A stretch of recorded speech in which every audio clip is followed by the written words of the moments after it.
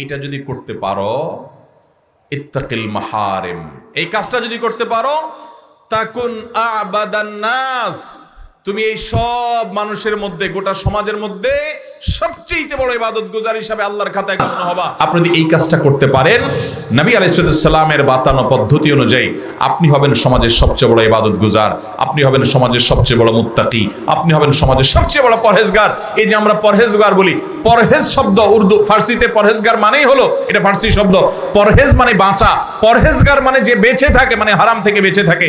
অথচ হারাম থেকে বাঁচার তেমন কোনো গুরুত্ব আমাদের মধ্যে নাই। আমরা হারাম থেকে বাঁচার ব্যাপারে একেবারে অবহেলা করি।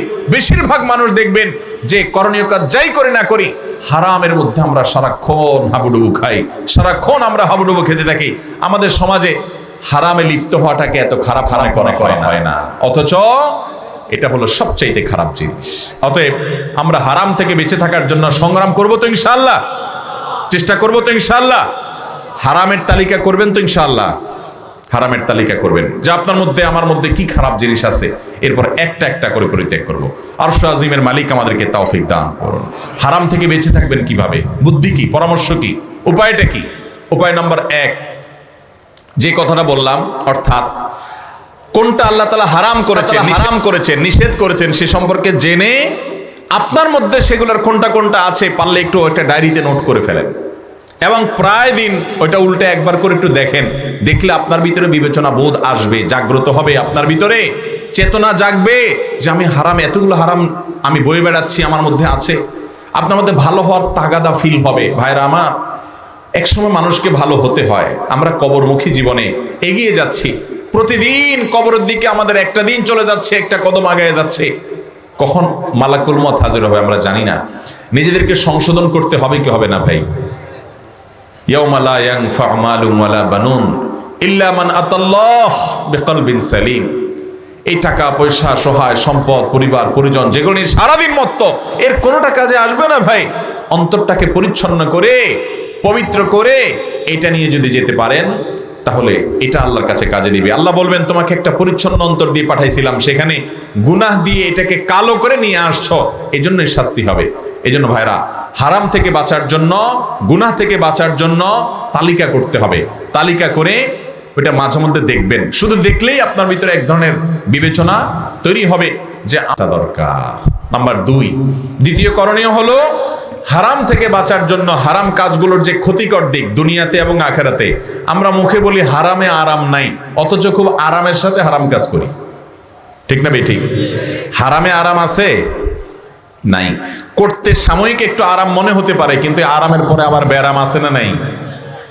আপনি চোখ দিয়ে কোনো একজন সুন্দরী নারীকে দেখলেন, কোনো একজন অশ্লীল বেপর্দা নারী, তাকে আপনি ফেসবুকে, ইউটিউবে, ছবিতে, ভিডিওতে, নাটক দেখার নাম করে, সিনেমা দেখার নাম করে, অ্যাডভার্টাইজ দেখার নাম করে, পত্রিকা দেখার নাম করে আপনি দেখলেন।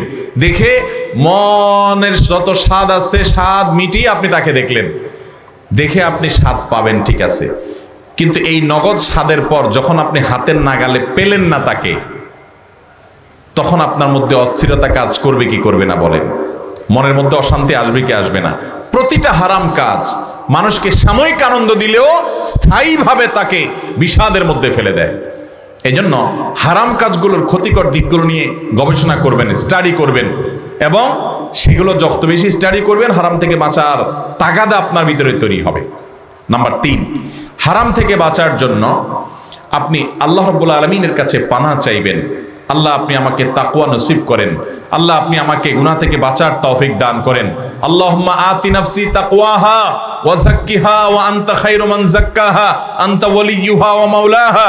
আল্লাহুম্মা আতি নাফসি তাকওয়াহা, আল্লাহ আমার প্রবৃত্তিকে, আমার নফসকে, আমাকে আপনি মুত্তাকি হওয়ার তৌফিক দান করেন, হারাম কাজ ছাড়ার তৌফিক দান করেন।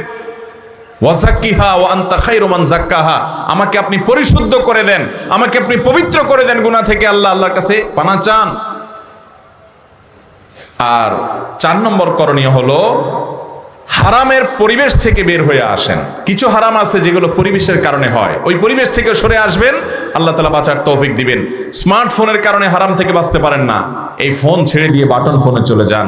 কোনো বন্ধুর কারণে হারাম থেকে বাঁচতে পারেন না, ওই বন্ধুদের দল ত্যাগ করে দেন আল্লাহকে খুশি করবার জন্য। জান্নাতে তো সহজ না ভাই, কাউকে ত্যাগ করতে পারবেন না, কাট করতে পারবেন না, ছাড়তে পারবেন না, পরহেজ করতে পারবেন না, তাকওয়া অবলম্বন করতে পারবেন না। আপনি আল্লাহকে খুশি করবেন আর জান্নাত পাবেন, এটা মায়ের হাতের মোয়ানা ভাই। বুকে হাত দিয়ে বলতে পারবেন জীবনে আল্লাহর জন্য কয়টা স্যাক্রিফাইস করেছেন? বিশাল বন্ধু, তারা ছাড়া বাঁচেন না, কিন্তু তার সাথে থাকলে গীবত হয়, সমালোচনা হয়, মেয়েদের নিয়ে আলাপ সালাপ হয়, ইফটিজিং হয়, হারাম আলাপ হয়। এই জন্য এই বন্ধুদেরকে আল্লাহর জন্য কোরবানি করে দিলাম, কাট করে দিলাম। কোন একটা পরিবেশ, কোন একটা চাকরি, লোভনীয় চাকরি কিন্তু হারাম উপার্জন, আল্লাহকে খুশি করবার জন্য কাট করে দিলাম, ছেড়ে দিলাম, কষ্টে চলে আসলাম, লোভ ছেড়ে কষ্টের জীবন যাপন করলাম। এরকম জীবনে কয়টা স্যাক্রিফাইস করার তৌফিক হয়েছে? ফজরের সময় উঠতে কষ্ট হয়, কনকনে শীত, আরামের ঘুম রেখে উঠতে মনে চায় না, আল্লাহকে খুশি করবার জন্য আরাম ত্যাগ করে দিলাম, কষ্ট সহ্য করে নিলাম, ত্যাগ করলাম। এই ত্যাগগুলোর বিনিময়ে কিন্তু জান্নাত পাওয়া যাবে। নবী সাল্লাল্লাহু আলাইহি সাল্লাম বলেছেন, হুফফাতিল জান্নাতু বিল মাকারিহ, জান্নাতের চতুর্পাশকে কষ্টদায়ক কাজ দিয়ে ঘিরে রাখা হয়েছে। একটা একটা কাজ যেটা করতে কষ্ট হয়, টাকা পয়সার লোভ, ছাড়তে আরাম লাগে না কষ্ট হয়? কথা বলেন। হারাম টাকার লোভ, চাইলে রাতারাতি আঙ্গুল ফুলে কলা গাছ হয়ে যেতে পারেন, কিছুদিনের মধ্যে বড়লোক হয়ে যেতে পারেন, শুধু 2 নম্বর পথে গেলেই হয়। কিন্তু এটা ছেড়ে আপনি যদি হালাল পথে চলেন তাহলে গরিব হয়ে থাকতে হবে, কষ্ট করে থাকতে হবে, কেউ পাত্তা দিবে না, পুষবে না। এই জীবন যাপন করাটা, হারামের লোভ ছাড়াটা, এটা কষ্টের কাজ না? প্রতিটা হারাম এটা বর্জন করতে কষ্ট হয়। নবী সাল্লাল্লাহু আলাইহি সাল্লাম বলেছেন, হুফফাতিল জান্নাতু বিল মাকারিহ, জান্নাতকে ঘিরে রাখা হয়েছে, এটাকে চতুর্পাশে অসংখ্য এমন কাজ দিয়ে ঘিরে রাখা হয়েছে যে কাজগুলো করতে অনেক কষ্ট হয়। এই কষ্ট করে যে কাজ করলেন একটা একটা করে বাধা অপসারণ হয়, হতে হতে আপনি জান্নাতের দিকে আগায় যান। এই জন্য আল্লাহর জন্য ত্যাগ করার অভ্যাস গড়ে তুলবো তো ইনশাআল্লাহ, হারাম কাজ বর্জনের মানসিকতা তৈরি করবো তো ইনশাআল্লাহ। এই 4টি পদ্ধতিতে আপনি হারাম কাজ ছাড়তে পারবেন। আবারও বলছি, নাম্বার 1, হারাম কোনগুলো সেগুলো জানেন এবং সেগুলোকে নোট করে ফেলেন, তালিকা করে ফেলেন যে আমার মধ্যে এই হারাম কাজ আছে। মাঝে মধ্যে দেখবেন আপনার ভিতরে এগুলা ছাড়ার আগ্রহ তৈরি হবে। নাম্বার 2, হারাম কাজগুলোর স্পেসিফিক ক্ষতি কি, নির্দিষ্ট করে ক্ষতি কি। চোখের জেনা করলে মনটা অস্থির হয়, পেরেশান হয়, দাম্পত্য জীবনে অশান্তি হয়, দুনিয়া ধ্বংস হয়, আখিরাত তো ধ্বংস হয়, আখিরাতের শাস্তি কি, এগুলো জানেন। যত বেশি প্রতিটা হারাম কাজের ক্ষতিকর দিকগুলো আপনি স্টাডি করবেন কোরআন হাদিসের আলোকে, তত বেশি সেগুলো থেকে বাঁচার তাগাদা আপনার ভিতরে অনুভব হবে। নাম্বার 3, হারামের পরিবেশ থেকে সরে আসতে হবে। যেখানে গেলে চোখের জেনা হয় সেই জায়গাতেই যাওয়া যাবে না। যেই পেজে গেলে চোখের জেনা হয়, পেজটাকেই একেবারে আনফলো করে দিতে হবে। যার আইডি থেকে বারবার হারাম জিনিস আসে, আপনি বাঁচতে পারেন না, ওই আইডিটাকে ব্লক লিস্টে ফেলে দিতে হবে। আর যদি আপনি ফেসবুকে গেলেই বাঁচতে পারেন না, ইউটিউবে গেলেই বাঁচতে পারেন না, তাহলে এগুলো ডিলিট করে দিতে হবে। আর যদি স্মার্টফোন আছে, ইমোতে, হোয়াটসঅ্যাপে বন্ধু অমুক তমুক কাজে বা জিনিস দেয়, তাহলে প্রয়োজনে এই জিনিসটাকে ত্যাগ করে দিতে হবে। আল্লাহর জন্য এইভাবে ত্যাগ একটা একটা করে করতে করতে আপনি তাকওয়ার পথে এগিয়ে যাবেন। তাহলে হারামের পরিবেশ ছাড়তে হবে। নাম্বার 3। নাম্বার 4, আল্লাহর কাছে দোয়া করতে হবে। আল্লাহুম্মা আতি নাফসি তাকওয়াহা ওয়া যাক্কিহা আনতা খায়রু মান যাক্কাহা। আল্লাহ আমাকে হারাম ছাড়ার তৌফিক দান করেন। মাবুদ, হারাম আমি চাইলে ছাড়তে পারবো না। শয়তান পুরা পৃথিবীটাকে এমন ভাবে সাজিয়েছে, যে শয়তান আমাদের বাবা আদমকে জান্নাত থেকে বের করে দিয়েছে, আমাদের বাবা আদমকে জান্নাত থেকে বের করে দিয়েছে, আমাদেরকে জান্নাত থেকে বের করে দিয়েছে। তার চ্যালেঞ্জই হলো যেন আমরা জান্নাতে যেতে না পারি। এই জন্য শয়তান চ্যালেঞ্জ দিয়েছে কোরআনে, যে হে আল্লাহ, আল্লাহ তাআলার কাছে বলেছেন যে আল্লাহ, আপনার সিরাত মুস্তাকিমের প্রতিটি মোড়ে মোড়ে পথে পথে আমি বসবো, লাআকুদান্না, আমি বসবো, বসে বসে আদম সন্তানদেরকে ঠেকাবো যাতে ওরা ওই দিকে যেতে না পারে জান্নাতের দিকে। তারা আমাদেরকে জাহান্নামের দিকে শয়তান টানে, আমরা তার সাথে সংগ্রাম করে জান্নাতে যাওয়ার চেষ্টা করতে হবে। আরশ আজিমের মালিক জাহান্নাম থেকে বাঁচার জন্য তাকওয়া অবলম্বন করা, হারাম কাজ বর্জন করার মতো ঈমানী শক্তি আমাদের সকলকে দান করুন। তাহলে ভাইরা আমার, সবচেয়ে বড় মুত্তাকি হওয়া, সবচেয়ে বড় ইবাদত গুজার হওয়ার রহস্য নফল আমল করার মধ্যে নয়, জিকির আজকার নফল করার মধ্যে নয়, নফল দান সদকা করার মধ্যে নয়।